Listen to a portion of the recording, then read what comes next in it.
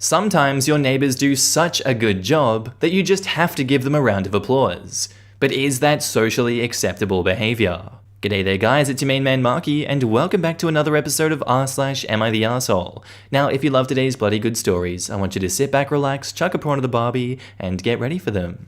Let's go. Am I the asshole for applauding my neighbours' nighttime activities? A few nights ago, my wife and I were woken up by the neighbours in the apartment above ours very explicitly and loudly trying to expand their family.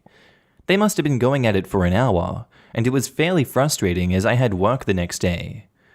After they were done, I played an applause track through my Bluetooth speaker held up to the ceiling to try and make them aware of the relative thinness of the floor.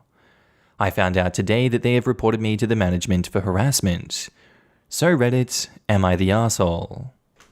No, I think these people just have incredibly thin skin. If they're going to be clapping cheeks, you might as well be clapping hands for such an impressive performance by them. They should honestly be honoured that you would applaud their performance. I don't see what the problem is. Not the asshole. Now in the comments, Flurble123 says, not the asshole. I think I would have done the same thing, while the other half would have been doing his best Mortal Kombat finish him impression at the top of his lungs. Yeah, this isn't r/legal advice, so I can confidently say you did nothing wrong. Legally, it's ambiguous, but you're definitely not an asshole for it. Part of living in shared dwellings is being respectful of other people, but the other part is understanding that people don't have to be. I had downstairs neighbours in an apartment for years that loved morning sex when they'd wake up for work, at around 5 AM, and I'm the type to sleep late, 8 AM. Every time they'd wake me up, I'd play the Pirates of the Caribbean soundtrack full blast until they stopped. Not the asshole. How do they know you were applauding them? You could have been applauding your own bedroom efforts, which had been drowned out by their noise. The only reason they would have to report OP is that they knew they were loud enough for OP to hear and thus associate the applause with their activities. And if they were knowingly being loud enough for the neighbours to hear, then they'd likely be found to be the harassers and not the harassed. So they effectively reported themselves to management. Well done. Seriously, their only basis for harassment is, we heard applause. You could absolutely say they sexually harassed you by exposing you to their activities without your consent. This is why I loved our last apartment complex we lived in before we bought our house. Good insulation, and could not hear neighbours at all. Had a party, no noise complaints whatsoever. Very faintly heard neighbours getting it on once, and due to how well built the apartments were, it sounded like it was pretty far off. It was our next door neighbours. Pretty easy to ignore. Our next post is titled, Am I the asshole for signing off on a professional email with Assalamu alaikum? So I've worked at my current job for almost 3 years. It's a smaller company with less than 100 employees, scattered across a handful of regional offices. Because I work with people in different offices quite a bit, a lot of my communication is via email. There is one person in particular who I work with who has a habit of signing off on emails with, God bless you.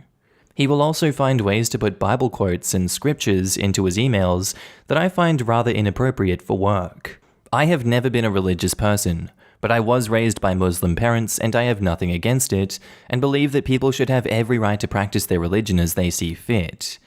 But I also believe that religion shouldn't be forced down anyone's throat, especially in the workspace.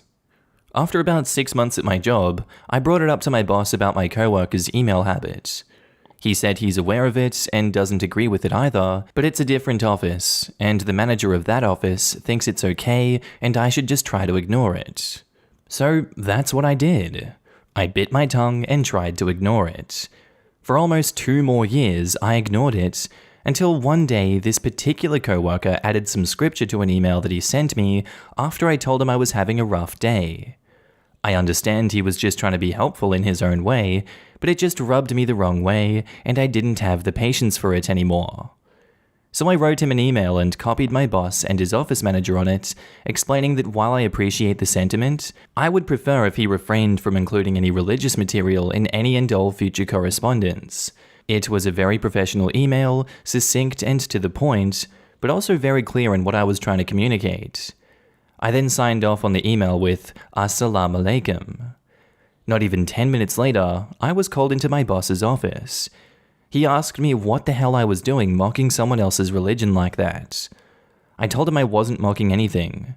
I was simply conveying to a coworker in writing that I would prefer to keep religion out of our future correspondence. He said that it sure as hell seemed like I was mocking my coworker's Christianity by using a Muslim saying in the email. I asked him if he even knew what that phrase meant, and he said he didn't. So I told him it means peace be unto you. I told him if he thinks it's okay for someone to say God bless you in every email, it should be okay for me to say Assalamu alaikum as well. He told me to leave his office and get back to work. A couple days later, there was a company-wide email put out by the CEO outlining new email policies regarding religion, politics, and other personal views. It very clearly laid out that none of that kind of personal viewpoints should be included in any company email, no exceptions. Shortly after the email was sent out, my Christian coworker sent me a text to my personal phone that simply said, "I hope you're happy, asshole." Now in the comments, Old Advice says, "Not the asshole," and how very Christian of them to send that text. Shows you their true colors. Amazing how quickly the ban was implemented for the Islam text. Really shows the company's true colors too. Religion is fine so long as it is Christian. Edit, not the asshole. I want to like this twice, me too, and I'm an atheist. People are all about religious freedom until it's not their religion. Someone replies to that, that's only the Christians who read a Bible they made themselves out of scriptures that they think will justify them hating and judging others when the Bible clearly states to love all and judge none. If you look for a church or come across one, if you don't feel warm and welcomed the second you enter, the energy isn't it.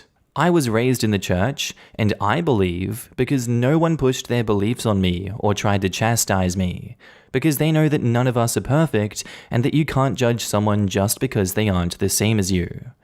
I thought every church was loving and accepting like mine, but when I got older, I realized I'm just lucky to live in an area where everyone is respectful and loving and accepting no matter what people's beliefs are. They choose to ignore people based off of how they treated them, not who or what they like. And to cheer all the sad people up, I saw a butterfly today. Think Cow 83 says, not the arsehole. As I like to say, religion is like a penis. It's okay to have one, it's okay to be proud of it, it is not okay to shove it down people's throats unless they ask you to. And not the arsehole. They never should have allowed him to include Bible verses. Their reaction to what you just said shows their pro-Christian bias and Islamophobia. Everyone sucks here. You never brought it up to said coworker until you sent that email to him. If you were trying to be professional, you should have sent the email asking him to stop without doing it yourself. If he continued after that, I think it is fair game. Your boss already told you he doesn't agree with it and doesn't like it, but he has no control over the employee in question. I think he was a bit much with claiming that you were mocking the other person's religion, but I can definitely see how he would feel that way considering you already told him that it bothered you, and then you proceeded to do it to prove a point. The other employee is an asshole for sending you that text. It was completely unnecessary. Out of curiosity, why didn't you directly talk to the coworker first? This is the comment I was looking for. It's absolutely within his right to send the email requesting that religion be kept out of emails, but to literally sign that email with an example of what you're requesting be removed is a bit hypocritical. Even if it was just to prove a point, it was unnecessary and it would have been more professional to leave it out. However, the coworker's response and the private text are completely uncalled for. He shouldn't be this butthurt that a company now has a, usually standard, no religion in the workplace policy. Our next post is titled, Am I the asshole for billing my boyfriend and not caring if the providers sue him if he doesn't pay? I, 26 female, have been in a relationship with my boyfriend, 28 male, for a year. He is an artist. That is to say that he feels like Picasso while venting his frustrations from a full-time job at a bank, as an accountant in a canvas, while I am a biomedical engineer. As such, I have a toolbox in the house that I bought for household repairs and the like, while another bigger toolbox sits in my room. We don't live together, filled with my very expensive and specialized tools that I use for work. Specifically, I work at a hospital, installing, maintaining, and repairing the big machinery used in diagnostics. I must remark that this tool cannot just be bought at a hardware store, as a lot of them are machine-specific or brand-specific, and that I must use them to maintain the insurance and guarantee of these machines. It has never bothered me that he uses common house things to add to his canvas, as he has never taken anything that wasn't already on its way to the bin or donation. But one day, I got back from work and he is in the house, in my backyard, flinging paint at a canvas with some weird shape stuck to it. At first, I didn't know what he had pasted on there until I saw my toolbox dumped by his feet, and a lot of the tools just strewn all around. The tipping point came when I saw my oscilloscope broken apart and glued to the monstrosity in the yard. That thing alone cost me $750. Let alone the rest of my ruined tools. I saw red. I don't even remember what I said to him, only that he ran away and was actually crying, full on bawling. I had no time, nor the patience to deal with that, so I took inventory of what he ruined and talked to my boss to see what I could do.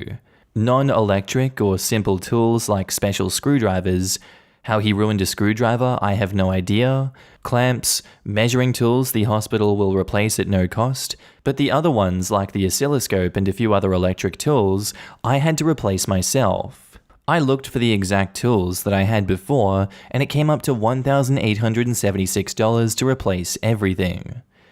I checked with a family member who is a lawyer, bought all the replacements, and sent the bill to my boyfriend. Well, his mum called me screaming, saying how could I do this to her baby, and how he doesn't have the money to pay for it. I know for a fact he does. I told her that if he doesn't pay, the provider will sue him, and so will I, and then just hung up. Not 10 minutes later he called, he was crying and screaming, so I just left the phone next to me and continued to work.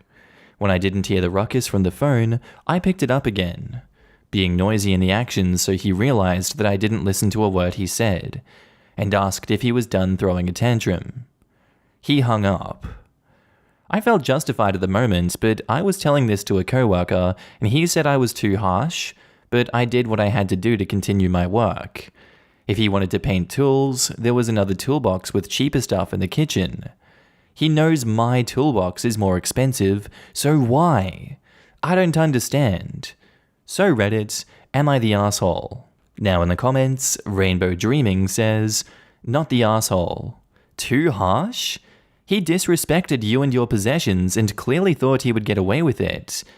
P.S. I think you mean ex-boyfriend. Right? This dude has no boundaries, no respect for other people or their belongings. Not the asshole, dodged a bullet. Wasn't really dodged though, was it? Took one real good hit to the toolbox. Toolbox acted as a shield. If someone took anything of mine to use for some paint project without my permission, I would raise hell. It doesn't matter if I was planning on binning it, they still need to ask. The audacity to take his girlfriend's tools, even if it had been the cheap, non-important ones, is astounding.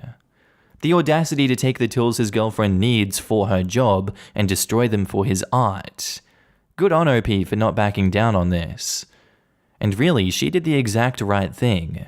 Why can't he destroy his own crap for his art or his mummy's? If he keeps whining, I hope OP takes photos of his vandalism and presses charges for breaking and entering as well as destruction of property. Whatever happens, I hope we get an update. Someone else says, not the asshole. Your boyfriend is behaving like a 10-year-old, not a responsible adult.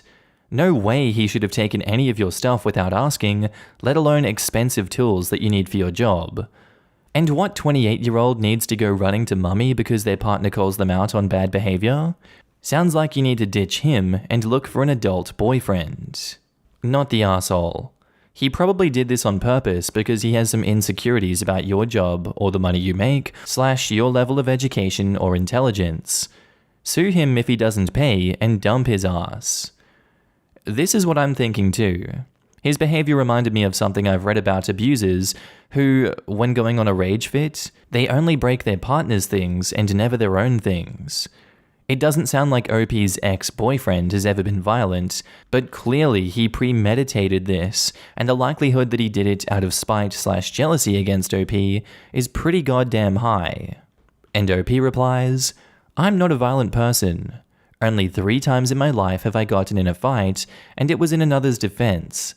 But my mum raised no wilting flower. I made it very clear that if he ever raised a hand to me, I would pay it back twice as hard. And he knows I can knock him out. He's seen me spar."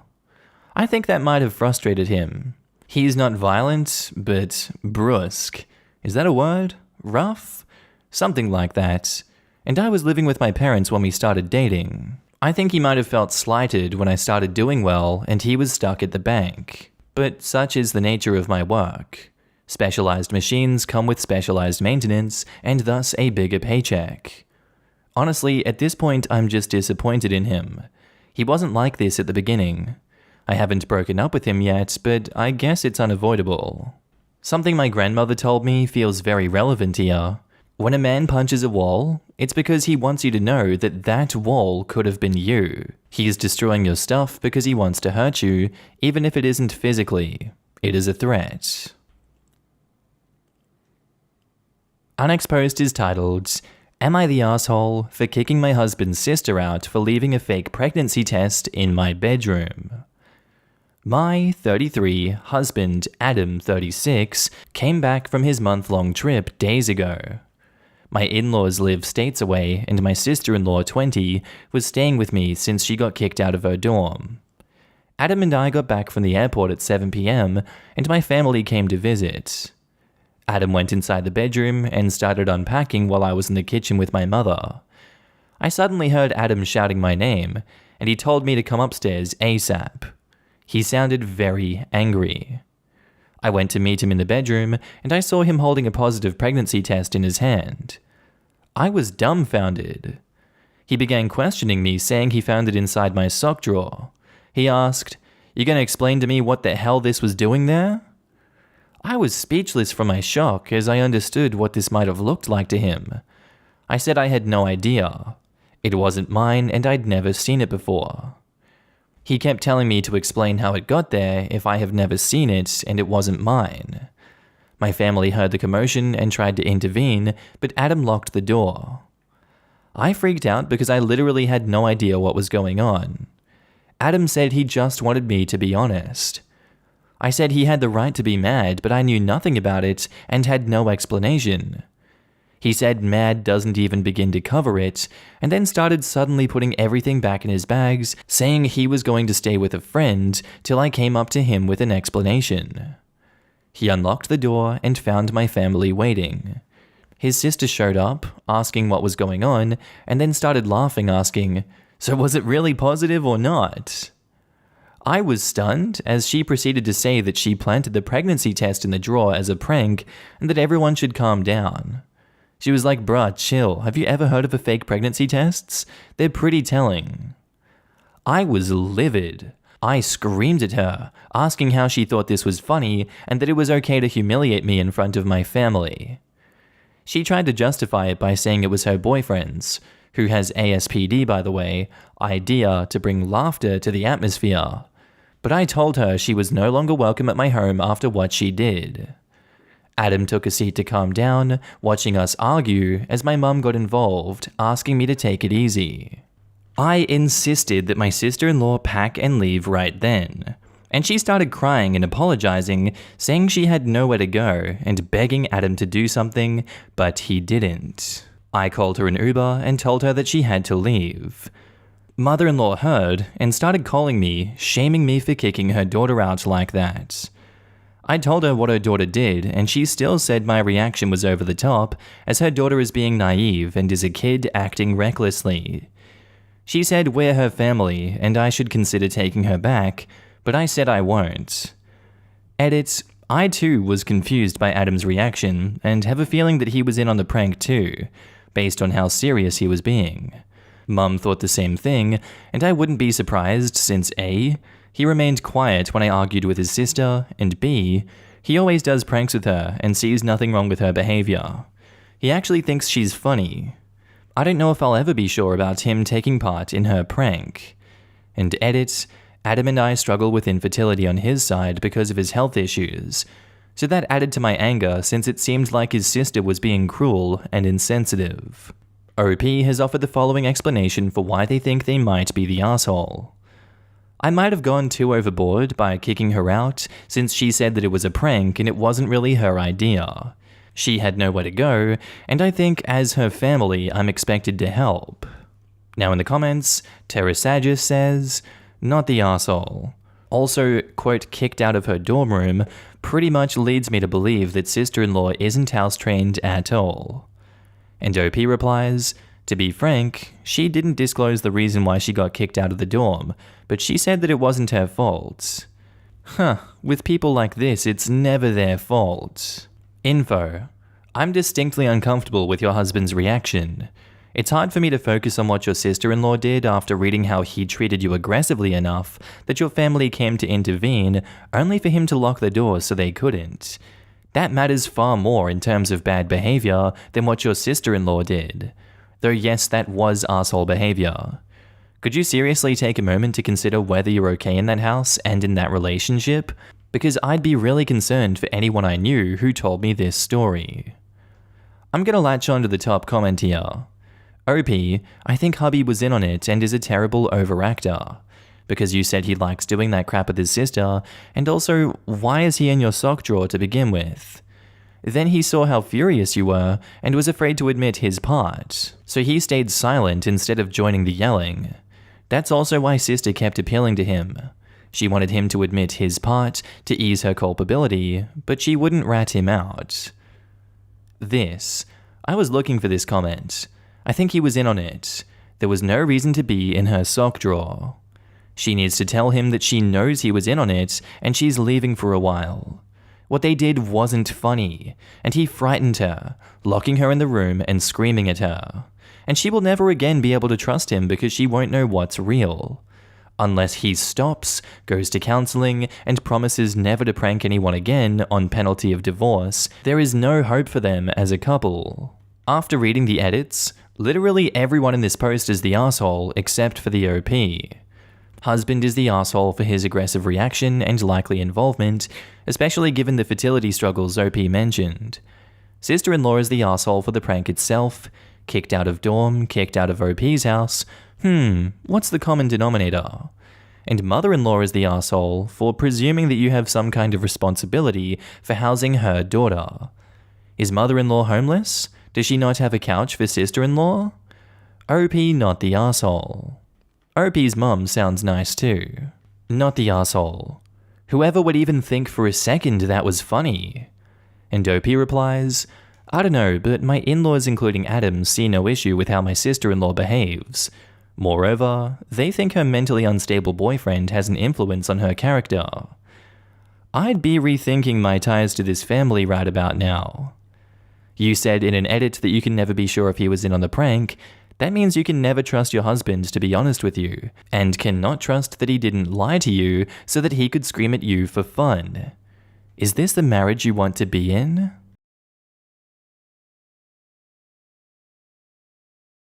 Anyway guys, I think that's where I'm going to end today's video. If you did like it, tell me what you thought about it down in the comments below, and make sure to just interact with everyone in this community. I love each and every one of you that I get to see on a daily basis. And don't forget, if you are a Patreon subscriber, I love you. You're on the screen right now with the YouTube members as well. If you see yourself, give yourself a pat in the back. You guys help me continue this YouTube journey. You keep me going. I see you guys everywhere. I see your messages, and thank you so much for supporting me. I really love every single one of you. But with that all said, I'm going to be signing off now, guys. I hope you have a good day, night, sleep, whatever you're up to, and I'll see you in the next episode.